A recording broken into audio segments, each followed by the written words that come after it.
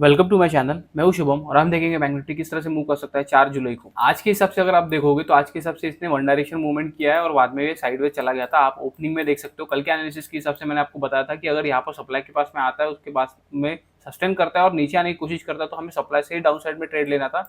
But अगर आप यहाँ पर देखोगे तो इसने अच्छा खासा गैप ओपन किया डायरेक्टली। जो प्रीवियस मतलब 2 जुलाई का जो हाई था उसको ब्रेक कर दिया था इसने।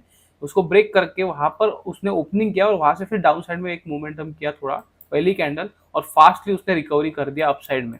ठीक है, तो ऑल टाइम हाई भी आज ब्रीच हुआ है। बैंक निफ्टी ने ऑल टाइम हाई ब्रेक किया है फिर से और बाद में ये साइडवेज मूवमेंट करने लगा। तो यहाँ पर कुछ ट्रेड बना ही नहीं क्योंकि इतना फास्ट मोमेंटम था, उसके हिसाब से हमें कोई भी ट्रेड लेने को मिला नहीं। और आप 1 मिनट में भी अगर देखोगे 1 मिनट में भी कुछ कंडीशन इससे बनी नहीं, उसके हिसाब से मैं ट्रेड ले नहीं पाया। मैं यहाँ पर वॉच कर रहा था जब ये इस जगह पर था तो मुझे लगा कि हो सकता है कि यहाँ से डाउन साइड में एक मोमेंटम कर सकता है, बट ये ब्रेक नहीं कर पा रहा था। और ये कैंडल आप देख सकते हो किस तरह से कैंडल बनी थी, ऑलमोस्ट हमारे जो डिमांड के पास है वहाँ पर पास ही थी और यहाँ पे सप्लाई के बीच में थी। तो यहाँ पर हम ट्रेड बना नहीं सकते थे। उसके बाद में इसने अपसाइड में ब्रेक किया। यहाँ पर इस जगह पर अगर आप देखोगे तो अपसाइड में ब्रेक किया, बट ऑलमोस्ट अपसाइड में ही यहाँ पर सप्लाई था।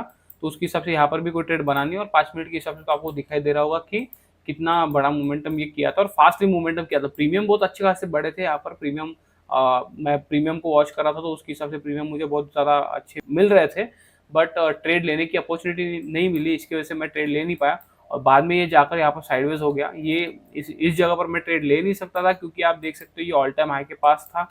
तो हो सकता था कि यहाँ से भी एक रेजिस्टेंस ले और जब ये ब्रेक करता नीचे के साइड में तो मैं ट्रेड प्लान कर रहा था, बट यहाँ पर कभी ब्रेक हुआ नहीं और ये कंप्लीटली साइडवेज हो गया। तो कल के हिसाब से बहुत ज़्यादा सिंपल है। देखो अपसाइड में अगर आप देखोगे तो अपसाइड में हमारे लिए कोई भी सप्लाई है नहीं। डायरेक्टली राउंड नंबर आता है 53,500 का एक राउंड नंबर आएगा। उसके ऊपर अगर आप देखोगे तो डायरेक्टली 54,000 का राउंड नंबर आएगा। तो हमारे पास राउंड नंबर के अलावा कोई भी सप्लाई है नहीं। ऑल टाइम हाई के आसपास है ये।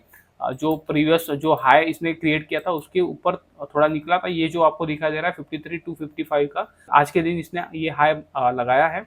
ठीक है, तो हमारे पास अगर आप देखोगे तो ये जो कंसोलिडेशन है आपको ये दिखाई दे रहा होगा कि ये कंसोलिडेशन है। ये साइडवेज रेंज में फंसा हुआ है। तो ये रेंज के अलावा हमारे पास ज़्यादा कुछ है नहीं। तो रेंज के हिसाब से हमें ट्रेड करना है। सिंपल सा एनालिसिस मैं आपको बताऊंगा। अगर इसके ऊपर अगर निकलता है ये, ठीक है, अगर इसके ऊपर अगर निकलता है कल, अगर हो सकता है कि ये यहाँ पर ओपन करे, यहाँ पर सस्टेन करने की कोशिश करे और यहाँ पर ब्रेकआउट कर दे। तो ब्रेकआउट अगर करता है तो हमें अपसाइड में 53,500 तक एक मोमेंटम देखने को मिल सकता है।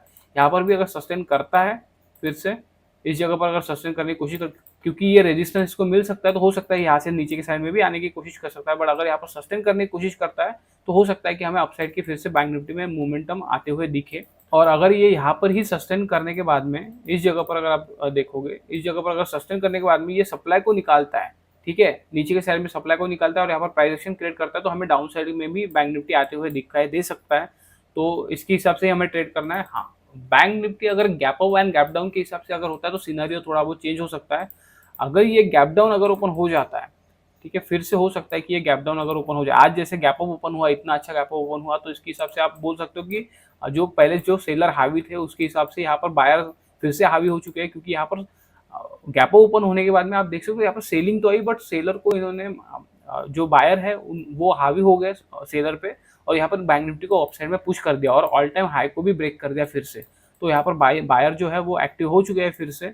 तो अगर ये गैप डाउन अगर ओपन हो जाता है, ठीक है, हो सकता है कि ये डायरेक्टली यहाँ पर गैप डाउन अगर ओपन हो जाए तो फिर थोड़ा सेलर इस पर फिर से हावी हो सकते हैं। वो हमें दिखा सकते हैं कि बैंक निफ्टी को नीचे लेकर भी जा सकते हैं फिर सेलर। अगर गैप डाउन अगर ओपन हो जाता है तो सर्टन कंडीशन ये बन सकती है। और अगर गैप अप अगर ओपन हो जाता है, फिर से अगर गैप अप ओपन हो जाता है तो फिर हमें बायर का स्ट्रेंथ हमें दिख जाएगा और हो सकता है कि एक बैंक निफ्टी में अच्छा खासा अपसाइड में एक मोमेंटम देखने को मिले और बाद में फिर बैंक निफ्टी एक अच्छा खासा फॉल कर सकता है। तो ये बात ध्यान में रखना कि बैंक निफ्टी फॉल कर सकता है बहुत ज़्यादा बड़ा, क्योंकि कभी भी अगर आप देखोगे तो बैंक निफ्टी इस तरह से गिरता नहीं है कि आपको दिखाई दे कि वो गिरने वाला है और उसके बाद में एक मोमेंटम करे। उस तरह से कभी होता नहीं है। तो आप ध्यान में रखिए। अगर आपको दिखाई दे रहा है कि ये बैंक निफ्टी अपसाइड में ही मोमेंटम कर रहा है और सब लोग इस पे बुलिश ही हो रहे हैं, तब आप समझ जाना कि बैंक निफ्टी फिर फॉल करने वाला है। और ऑल टाइम हाई को आज ब्रेक किया, यहाँ पर सस्टेन करने की कोशिश किया इसने, बट ब्रेक करता है तो ठीक है, बट अगर ब्रेक नहीं कर पाता, सस्टेन करने की कोशिश नहीं करता है, यहाँ पर नीचे के साइड में वीकनेस दिखाता है, तो बैंक निफ्टी फिर से हमें डाउन साइड में आते हुए दिख सकता है। और टारगेट के हिसाब से अगर आप देखोगे तो ये ऑलमोस्ट डबल टॉप का पैटर्न क्रिएट हो जाएगा यहाँ पर।